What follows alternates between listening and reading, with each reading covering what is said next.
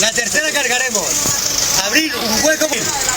¿Vale? ¡No salga ni un autobús más! No nos vamos a desgastar. ¿Vale? Abrís un hueco en el carril.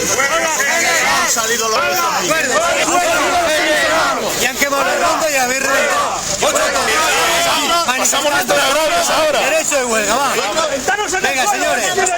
¿Dejáis un carril o cargamos? Una.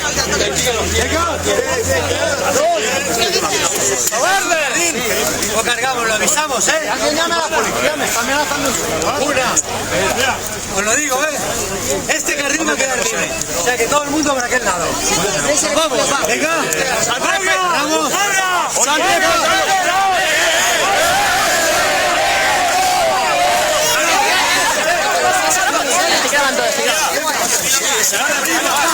Oye, van a abrir igual. Oye, que van a abrir igual.